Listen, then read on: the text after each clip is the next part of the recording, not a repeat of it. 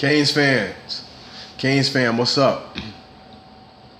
Real quick, I'm gonna make this real quick, man. Just, my personal opinion on what we've seen the past couple of weeks. That Pittsburgh game, it was a close game. Miami won that game by like 4 points. That was growing pains. But what we saw yesterday, Miami, the University of Miami Hurricanes, they beat Florida State 27-10. I think we can all agree that that was the cleanest game that we have seen Miami play all season. You didn't get any of the stupid penalties. There were some penalties that could have been prevented, but you're gonna have that. But we weren't getting bogged down by stupid false start penalties. No muff punts. It was a clean game. We struggled a little bit on some third down conversions, and of course the missed field goal. Now, with that said, outside of the stuff that we needed to clean up, like the penalties, the main thing that's killed us are the missed extra points and the missed field goals. If you take all of the points, because every game that we've lost this season, we've lost 4 games this season, the Miami Hurricanes.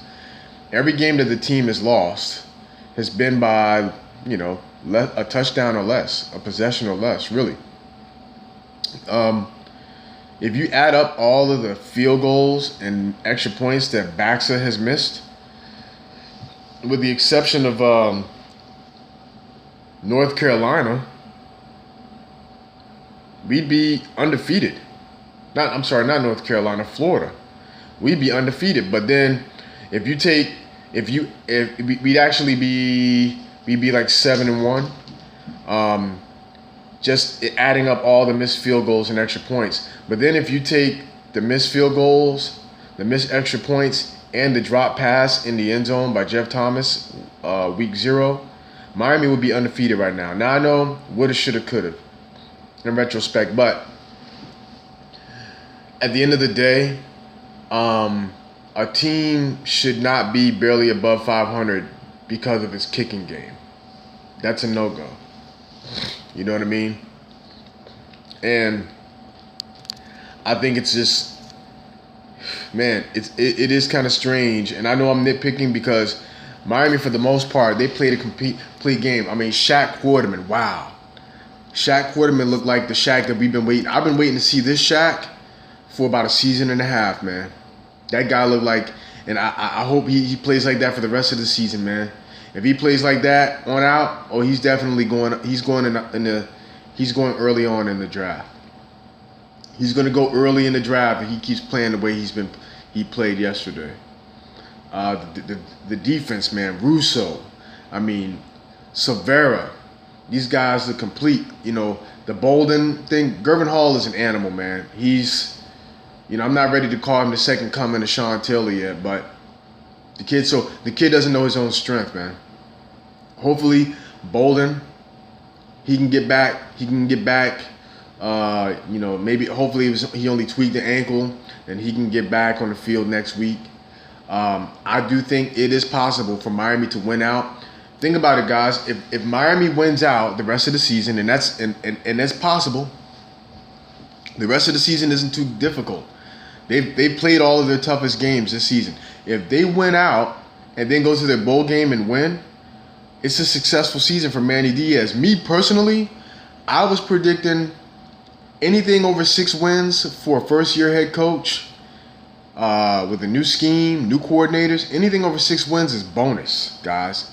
I know they were picking them to win the Coastal, and I was like, okay, I was in on that because you look at the rest of the ACC, it didn't look all that good. Georgia Tech had a new scheme, new coach, North Carolina, but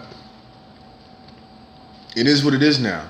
But it is quite possible if Manny Diaz, if they win out and win a bowl game, that puts them at 9-4 for the season. And for a first-year head coach, I think that's pretty good. They can only build on that. I know Miami Hurricanes fans are impatient. We were all ready to fire Manny Diaz first 4 weeks of the season, man. Because, and some of it rightfully so, because there was a lot of stuff like little things that you shouldn't see from a well-coached team. But it looks like they're ironing out those kinks. Like, the false start penalties and the offside stuff, and the unnecessary roughness penalties. Yeah, there were some penalties. There's always, the tension is always higher when you play in Florida State. Bandy and Terry were getting into it. You know what I'm saying? But that's just the history. That's just the history of the program. You know what I'm saying? And that's just the history of the rivalry. But now, guys, it's official. We own Florida State. We are 34-30 all time in the series. Okay? And even though we lost to the Gators this year, I think we are 29-27 all time against the Gators, if I'm not mistaken. Either way, guys, we still own the other two schools. We still own the rivals. UCF, they're not even in the conversation. Okay, they're not even in the conversation. They can't even beat SMU or Memphis.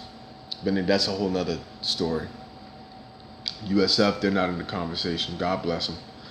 But other than that, man, other breaking news: Willie Taggart got fired.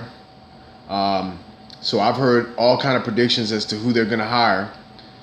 Florida State, they have a lot of money, man. They do. They have a lot of money. They could bring, but that doesn't mean anything. Okay. Oregon has a lot of money. Oregon's got more money than anybody. NC State, they have some of the best facilities in the country. Okay. How many national championship trophies you see in those guys' cases? None. So I'm curious to see they're gonna hire. I've seen Mike Leach get tossed around. Urban Meyer, which is fantasy land. You're dreaming, FSU fans. You ain't getting Urban Meyer. He's already been down that road. But who cares? I think we were calling on Manny Diaz to get fired too soon. And I wasn't calling on him to be fired, but I was concerned with some of the little things that I was seeing at the beginning of the season that should be corrected during the spring. But hey, you know what? Better late than never. It looks like this team is starting to gel together and fire on all 8 cylinders. So let's just hope they can only get better from here. And the rest of the season, like I said, you look at the rest of the schedule, Duke, there's no reason why they shouldn't win out. Okay? Not underestimating the other teams, but if they get up for every team on the rest of the schedule like they got up for Florida State, they should finish undefeated. Okay? And let's hope we can keep that momentum. They keep that momentum and the discipline down at Coral Gables. Anyway, that's all I got to say, guys. Tell me what you thought about the game. Like I said, it was the most complete game that we've seen Miami play probably since they played Notre Dame in 2017. You know what I mean? It's probably the most complete game that we've seen Miami play. Complete game. Other than that, guys, hey, if you just became a Hurricane fan this season or you've been rooting for them forever, you get love from me. You guys have a great night. Peace.